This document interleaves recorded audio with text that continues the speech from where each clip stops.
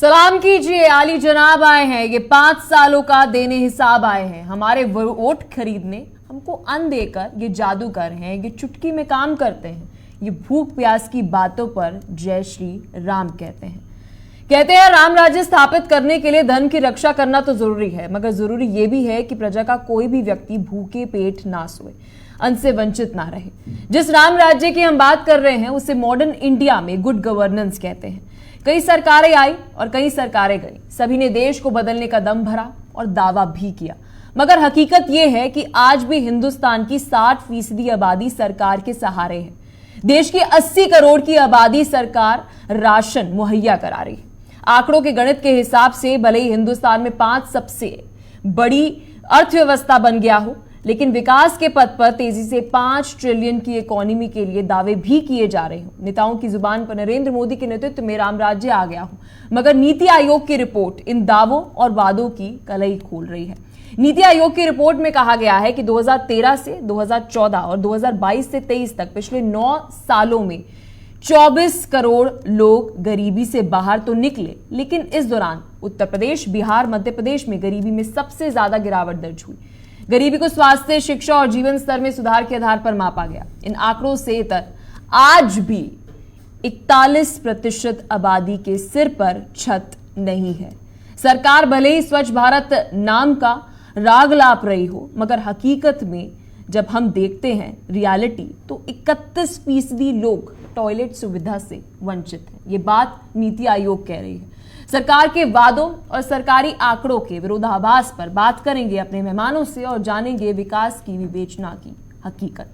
विस्तार से इसी मुद्दे पर करेंगे चर्चा, लेकिन इस बीच रुक करते हैं इस वक्त की बड़ी खबर का, क्योंकि गरीबी पर नीति आयोग की बड़ी रिपोर्ट आई है और इस रिपोर्ट में ये जानकारी दी गई है कि 9 साल में 24 करोड़ 80 लाख लोग गरीबी से बाहर आए हैं।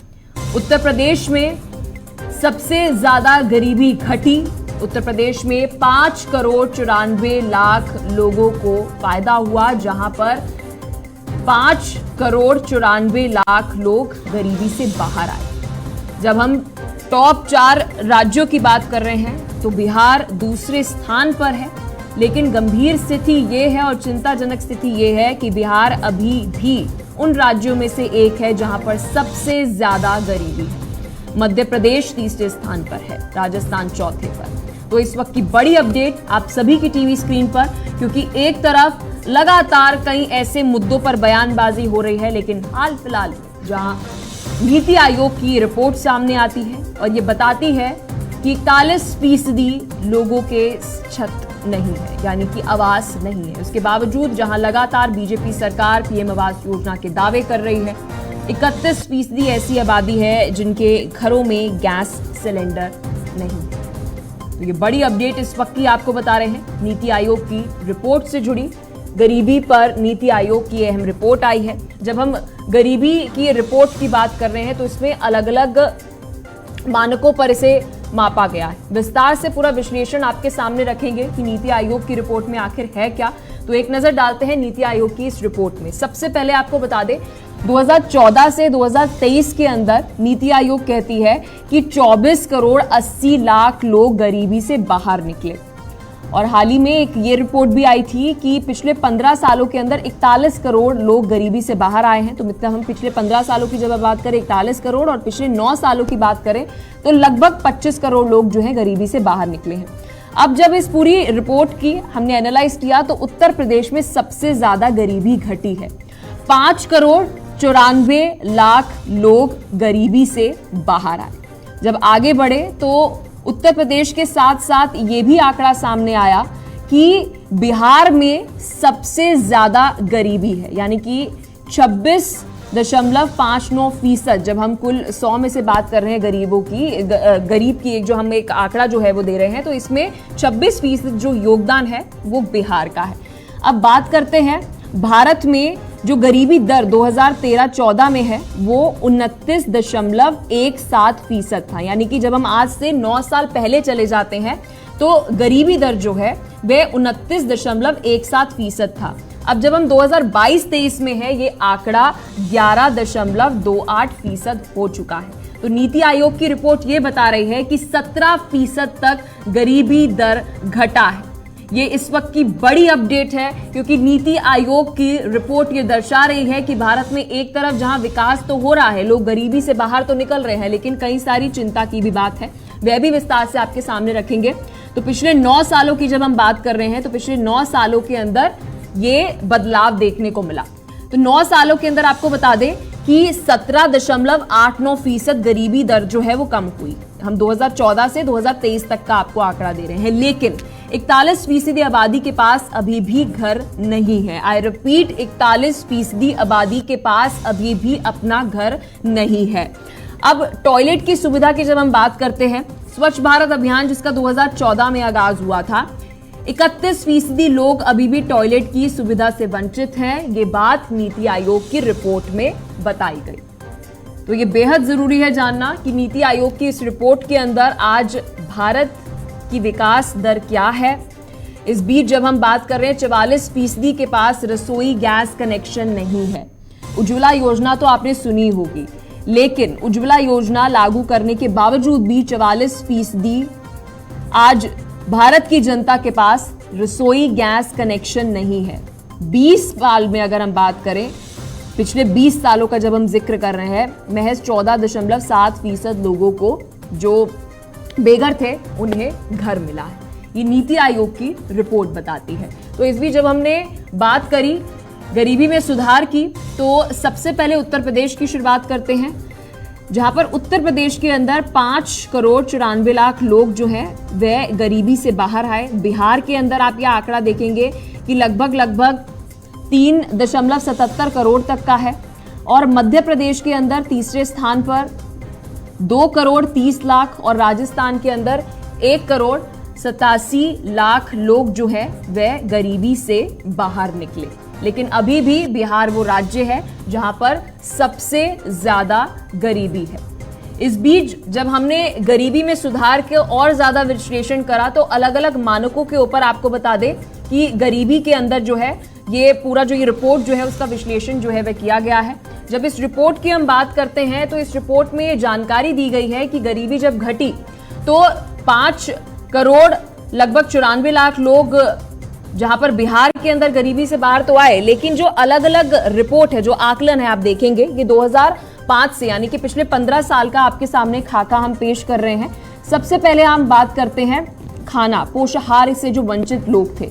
ये आंकड़ा 2004 से 2005 के बीच में जो है लगभग 57.47% था। इसे आप जोड़ के देख सकते हैं जो पीएम की अन्न योजना है, तो 31% ये आंकड़ा जो है ये अभी है, यानी कि अभी मुफ्त में राशन मुहैया कराने के बावजूद भी आप देखेंगे कि 31.52% ऐसी वो है जिनको अभी भी पौष्टिक खाना जो है वह नहीं मिल रहा है। इस बीच स्कूल ड्रॉप आउट की बात करते हैं हम, ये बहुत जरूरी आंकड़ा है, जहां पर आप देखेंगे कि 21% ये स्कूल ड्रॉप आउट रेट जो है 2004 से 2005 के अंदर था। जब आज हम विश्व गुरु बनने की बात कर रहे हैं, तो बेहद ज्यादा जरूरी है कि हमारे बच्चे जो हैं वो शिक्षित हो। 5.27% ये आंकड़ा आज पहुंचा है। ये अपने आप में एक बड़ी उपलब्धि है, लेकिन चिंताजनक बात है टॉयलेट से वंचित लोगों की। अगर आप एक बदलाव देखेंगे 15 सालों में, बेहतरीन है।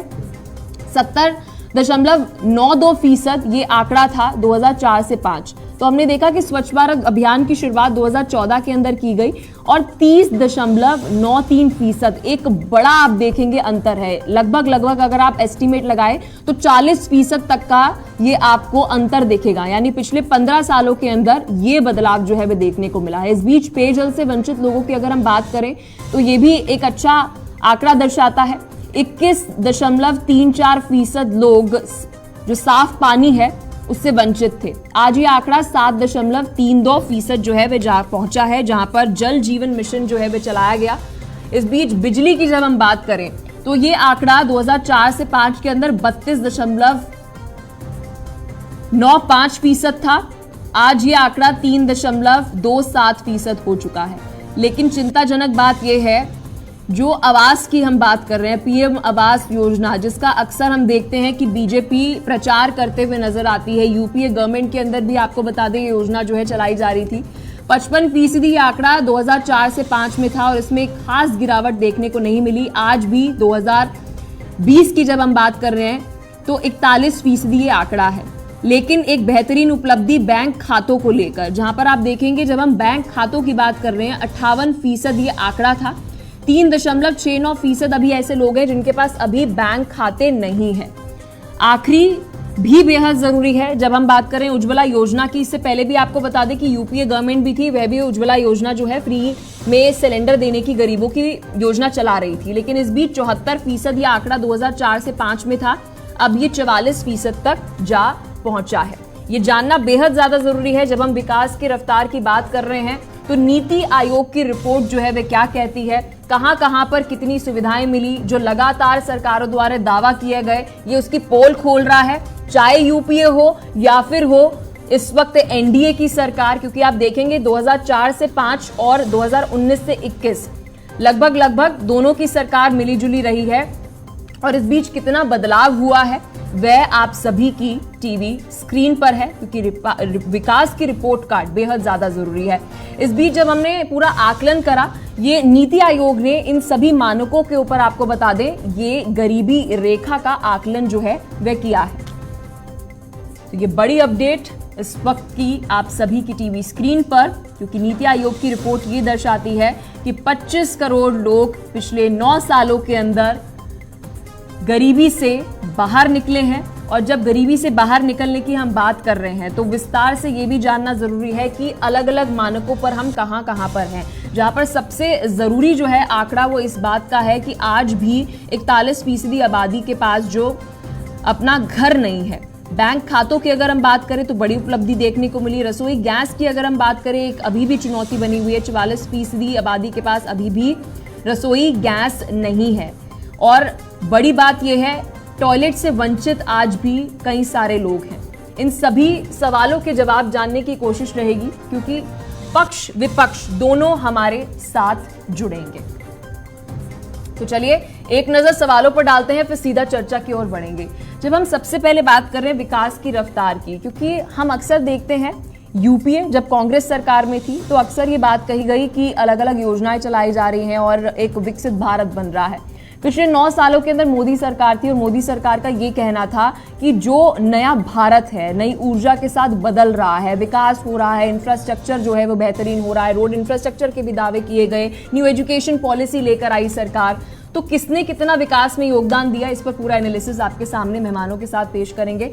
लेकिन इस बीच सरकारी दावे जो हैं, क्योंकि अक्सर हम देखते हैं कि पीएम आवास योजना की बात की जा रही है। पीएम आवास योजना से पहले यूपीए के अंदर भी आपको बता दें कि ऐसी ही घरों के लिए योजना चलाई जा रही थी। लेकिन आज भी आबादी जो है हमारी 41% आबादी, उसके पास घर नहीं है। तो योजना कहां तक पहुंची?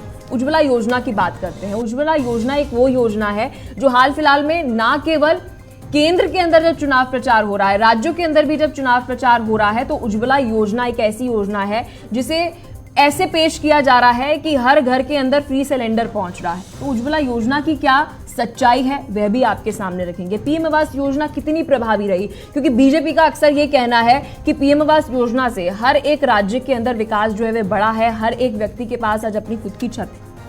तो ये पूरा विश्लेषण बेहद ज्यादा जरूरी है, ये चर्चा बेहद ज्यादा जरूरी है हमारे देश की विकास की रफ्तार को जानने के लिए। मेहमान हमारे साथ जुड़ेंगे, परिचय आपको करा दे, जहां पर कमल गुप्ता हमारे साथ अर्थशास्त्री जुड़े हुए हैं, आशीष मिश्रा हमारे साथ कांग्रेस से हैं, साथ ही डॉक्टर आशीष हांडा हमारे साथ बीजेपी से हैं, राकेश सिंह परमार हमारे साथ वरिष्ठ पत्रकार जुड़ चुके हैं। बहुत बहुत शुक्रिया आप चारों का अपना कीमती समय देने के लिए। आशीष जी, सबसे पहले शुरुआत में आपसे करना चाहूंगी। डॉक्टर आशीष हांडा, हाथी के दांत खाने के और दिखाने की ओर इस वक्त नीति आयोग की इस रिपोर्ट से ये सामने आ रहा है।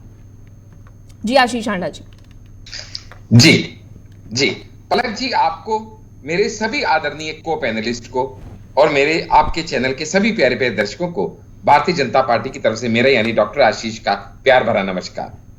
पलक जी, मैं तो ये कहावत कहूंगा कि कोई आधा गिलास खाली देखता है तो कोई आधा गिलास भरा देखता है। हमें तो इस समय आधा गिलास भरा हुआ दिख रहा है, इसीलिए मैं आपके समेत सभी भारतवासियों को बधाई दूंगा बहुत बहुत कि हमारे 25 करोड़ लोग गरीबी से बाहर, रेखा से बाहर आ गए, वो भी मात्र 1 दशक से भी कम समय में। हमें पलक जी एक बात तो बहुत क्लैरिटी से समझनी पड़ेगी कि भारत आज भी एक डेवलप्ड नेशन की कैटेगरी में नहीं आता, डेवलपिंग नेशन की कैटेगरी में आता है।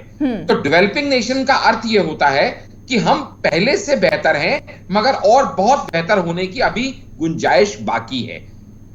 जरूरी यह समझना है कि पिछले 7 दशक के अंदर जो हुआ, अगर वो एक दशक में उससे बेहतर काम या उसके मुकाबले का काम हो रहा है, तो क्या आप 7 दशक को एक दशक से मिलाएंगे?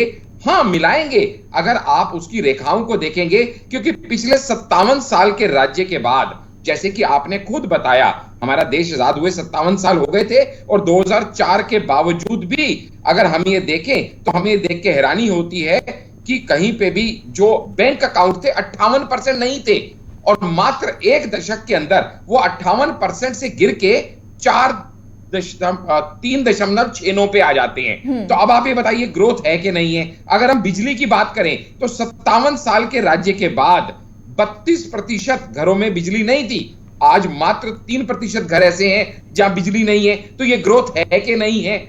मैंने पहले ही अपने ओपनिंग स्टेटमेंट में कहा, सुधार की गुंजाइश डेफिनेटली है, लेकिन हमें यह समझना है कि क्या हम प्रगति के पथ पे अग्रसर हैं, क्या हम आगे बढ़ रहे हैं, क्या हमारा रास्ता सही है? तो हम ये बहुत बखूबी समझ पाएंगे कि हमारा रास्ता बिल्कुल सही है। क्योंकि जिस तरीके से आपने तो डाटा शुरू किया था गरीब दर का 2013-14 से, पलक जी, मैं उससे एक कदम और पीछे अगर जाऊं तो 2005-6 में गरीब दर जो थी 55.3% थी, 55.3% 2005-6 में। और अगर आज हम उसको नीचे लेके आने में इस हद तक कामयाब हो गए हैं कि वो 11.3% हो गई है, और अगले वित्तीय वर्ष में वो सिंगल डिजिट में आ जाएगी, तो मुझे लगता है ये आपके, मेरे और सभी भारतवासियों के लिए एक बधाई का विषय है, जिसके लिए हम सब बधाई एक दूसरे को दे सकते हैं। आशीष मिश्रा जी, क्या कहना चाहेंगे? क्या कांग्रेस भी इस बार कह रही है कि अब की बार मोदी सरकार?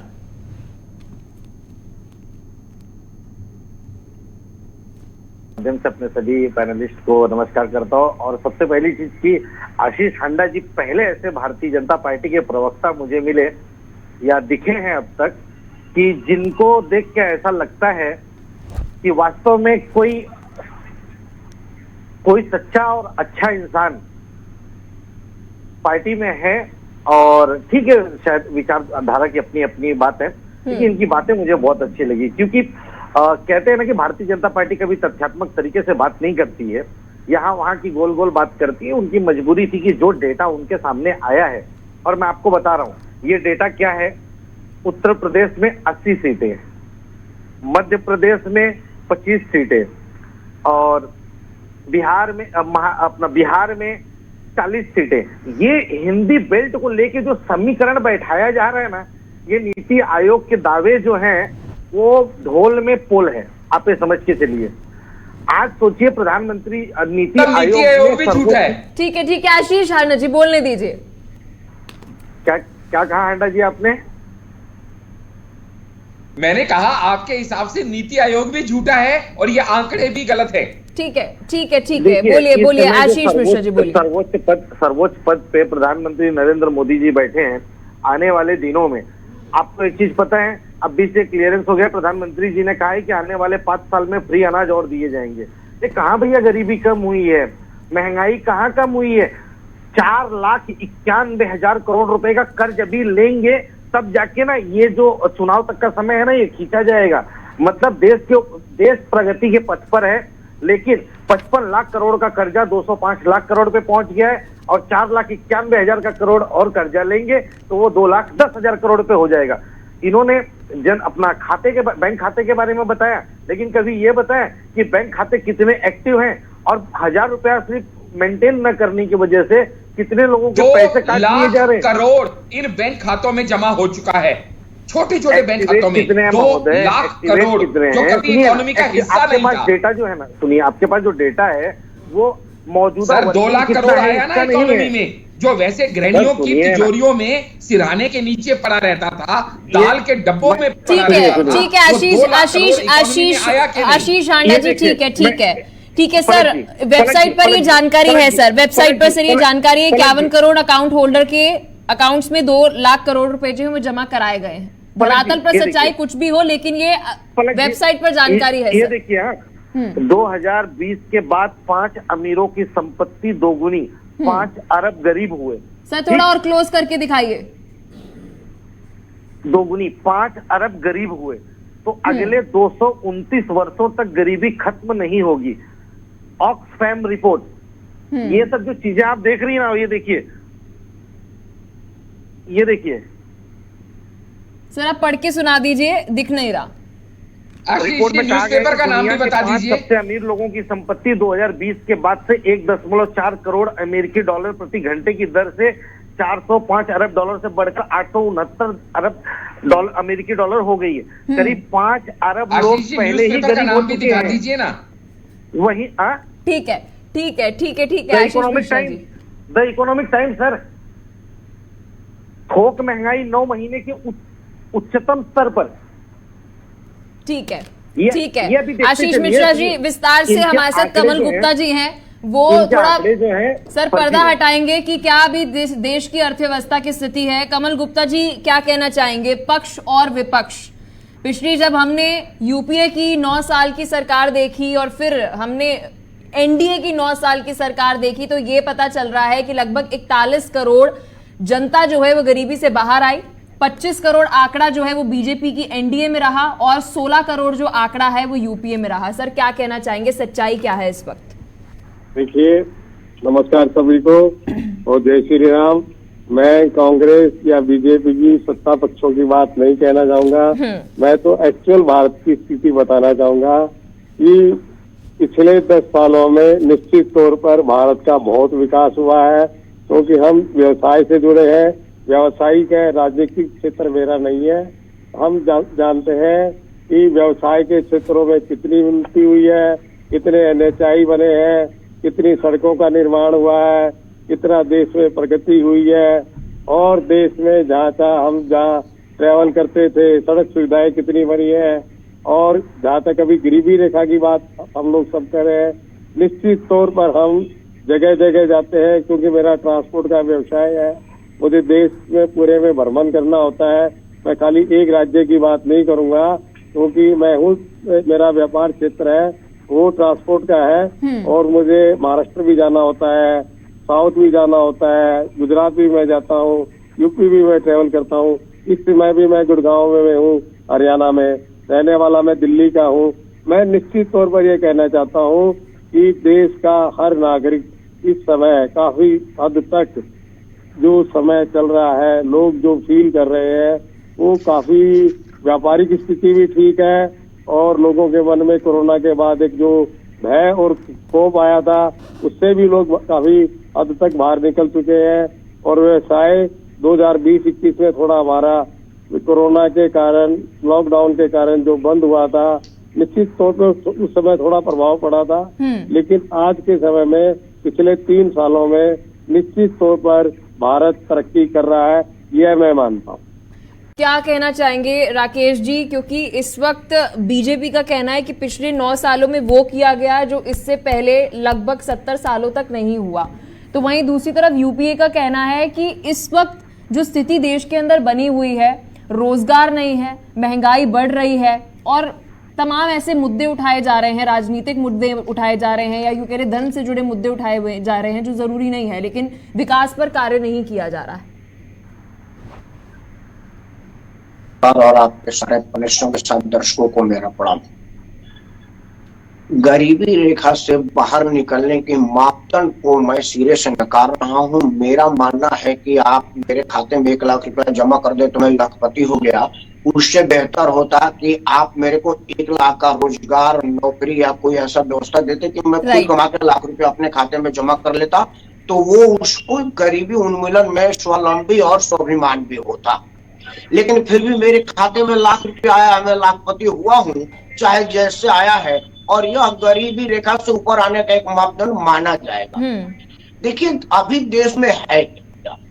यह जरूर है कि जिस तरह का इंफ्रास्ट्रक्चर हमारे देश में बना है वो जरूर विकास के तरफ ले जाएगा, क्योंकि अमेरिका के राष्ट्रपति का कहना था कि अमेरिका धनी है इसलिए सड़कें बढ़िया नहीं है, सड़कें बढ़िया इसलिए अमेरिका धनी। बिल्कुल। आप समझ लीजिए, ये जितने NHI बन रहे हैं, जितने पुल बन रहे हैं, मुंबई में जो हमने समुद्र को चीर करके रास्ता बना दिया, अब 2 घंटा कम में हम नवा मुंबई से पुराने मुंबई में सामान पहुंचा सकते हैं। व्यवसायिक दृष्टि से ऑफिस में आकर के ड्यूटी ज्वाइन कर सकते हैं, कमर्शियल दृष्टि से।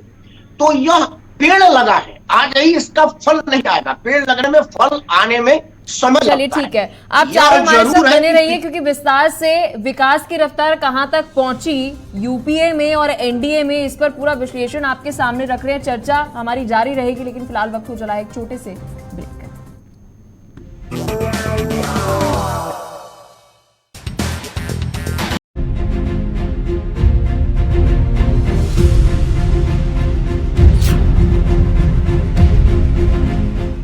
ब्रेक के बाद एक बार फिर से आप सभी का JK 24/7 न्यूज में स्वागत है। नीति आयोग की रिपोर्ट पर विस्तार से विश्लेषण कर रहे हैं।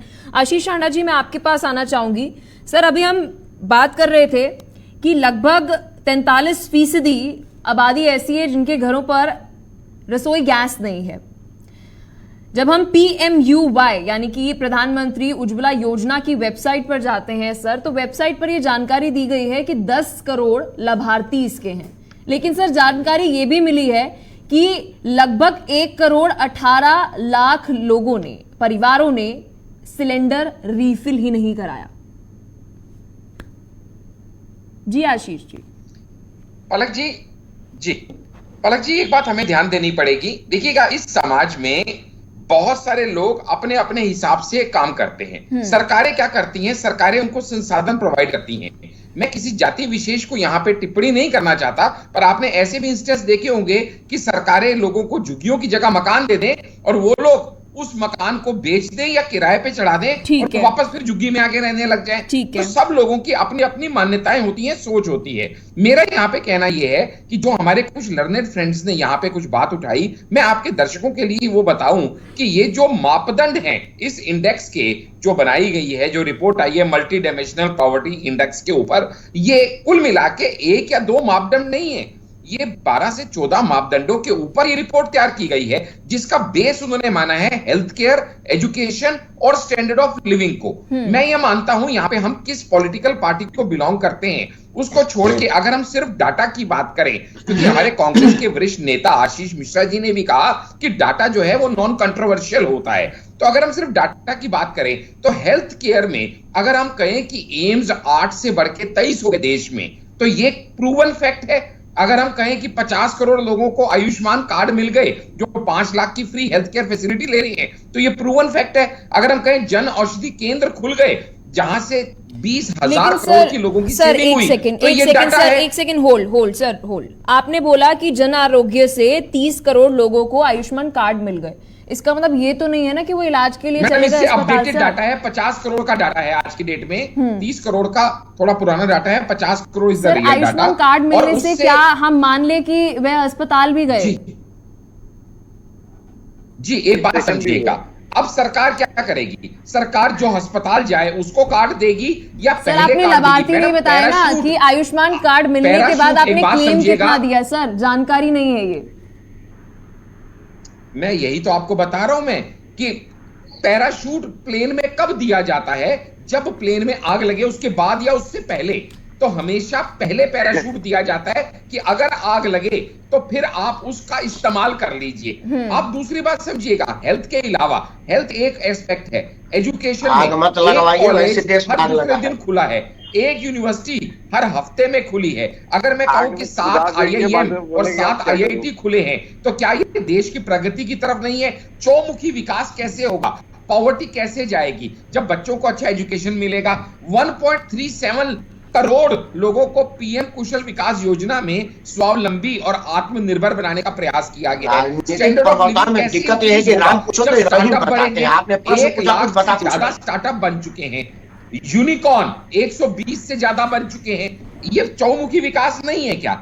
आप बताइएगा। लेकिन sir Ashish ji with due respect sir, अभी हम गरीबों की बात कर रहे हैं कि गरीबों के लिए क्या किया गया। मैं गरीबों की बात ही कर रहा हूं मैडम। अगर आपके मेरे नलों में जल नहीं आता ऐसा नहीं है, लेकिन इस रिपोर्ट को आप डिटेल में पढ़ेंगे तो ये रिपोर्ट क्लियर क्लियरली कहती है कि maximum poverty 84% poor reside in rural and ग्रामीण एरिया, और स्पेसिफिकली उन एरियाज को टारगेट किया गया है जहां पे सबसे ज्यादा गरीबी थी। उन राज्यों में सबसे ज्यादा विकास करने का प्रयास किया गया है जहां पे गरीबी की दर सबसे ज्यादा थी। और जब आप देखिएगा आपके और मेरे लिए टॉयलेट की गैस कनेक्शन की दिक्कत नहीं है, दिक्कत जिनको है रसोई गैस पर भी आशीष हांडा जी हमने चर्चा करी, लेकिन साथ ही पीएम आवास योजना भी आपको याद दिला देती हूँ। ये एक ऐसी योजना रही है सर जिसका बीजेपी ने सबसे ज्यादा प्रचार किया है।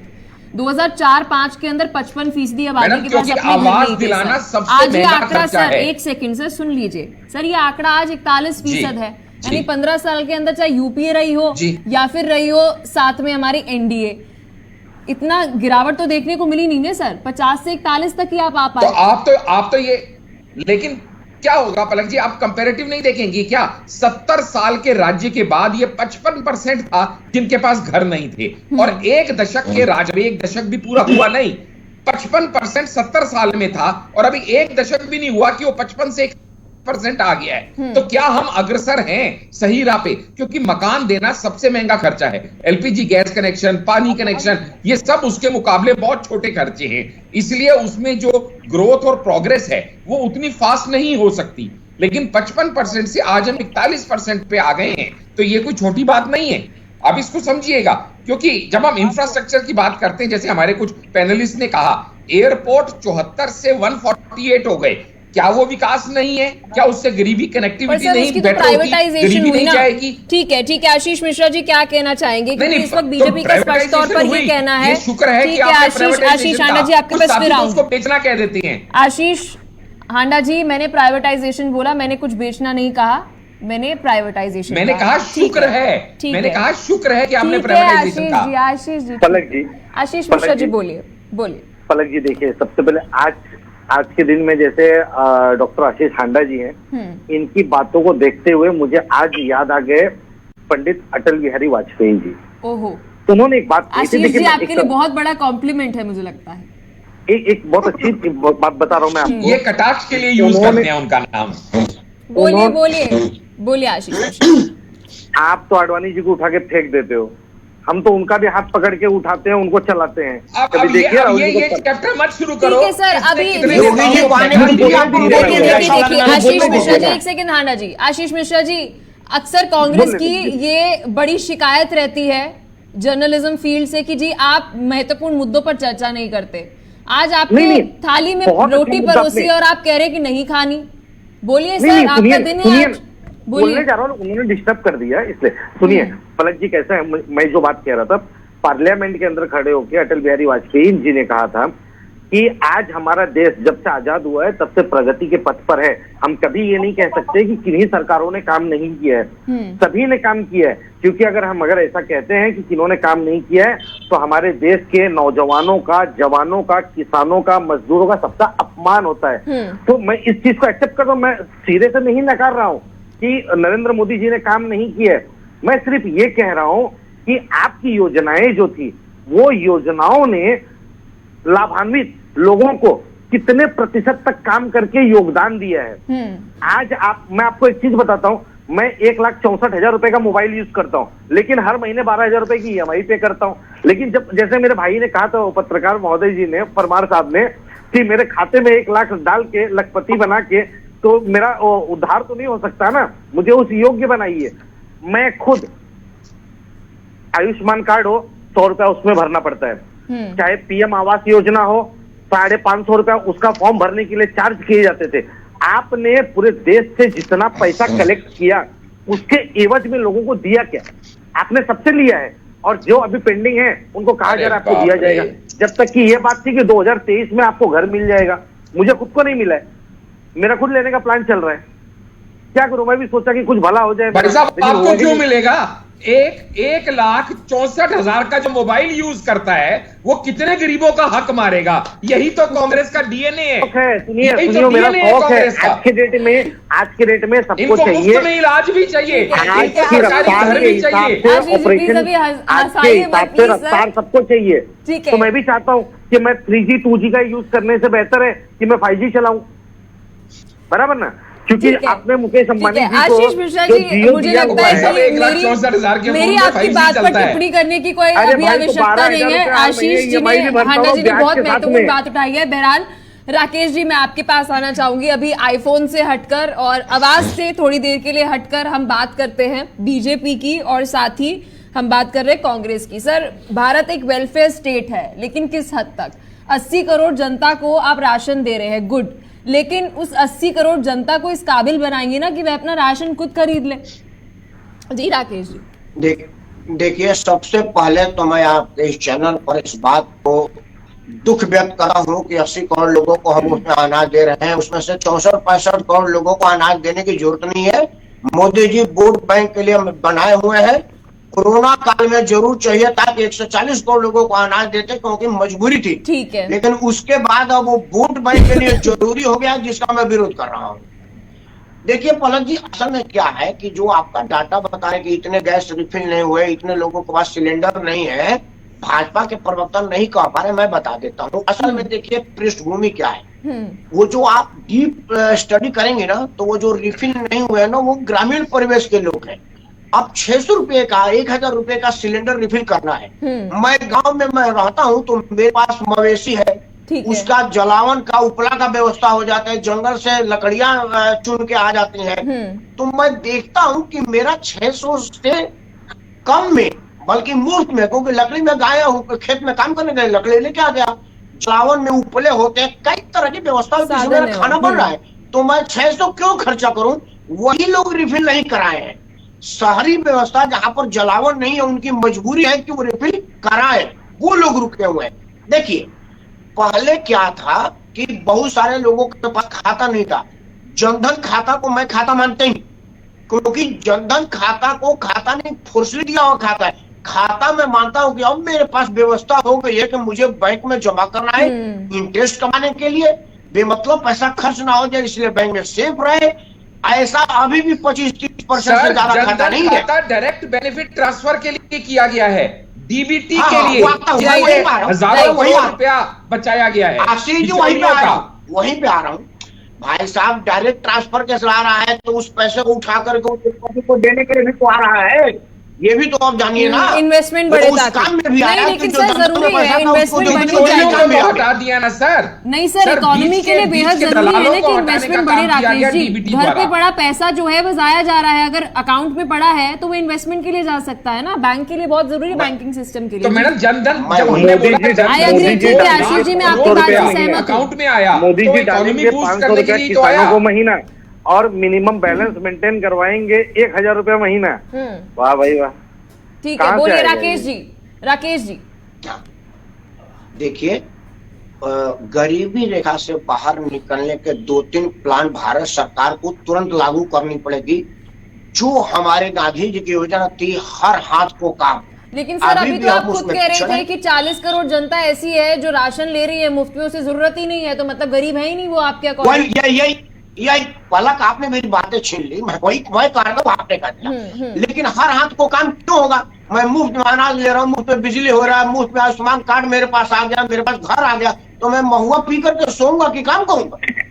तो मोदी सरकार की योजना हर हाथ को काम के जगह हर हाथ को नकारा बनाने का साजिश है, जिससे उनके कुछ लोग ही कमाए और बाकी सब नकारे बने रहे। बिल्कुल गलत, बिल्कुल गलत। ठीक है आशीष Rana ji, sir 20 seconds final comment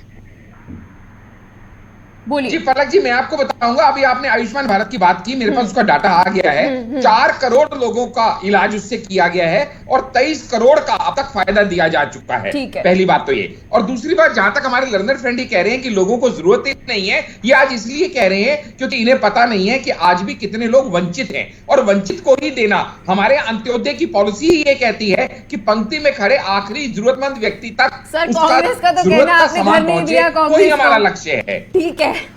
ठीक है, आशीष मिश्रा जी का कहना है कि उनको वास नहीं मिला अभी तक। बहरहाल बहुत बहुत शुक्रिया आप चारों का अपना कीमती समय देने के लिए और विस्तार से इस मुद्दे पर चर्चा करने के लिए, क्योंकि विकास की विवेचना करना बेहद ज्यादा जरूरी है। पिछले 15 सालों के अंदर आज भारत कहां है, विस्तार से आज इसी पर करा विश्लेषण, ये चर्चा बेहद ज्यादा जरूरी थी। फिलहाल के लिए चर्चा में इतना ही, देखते रहिए JK24/7 न्यूज।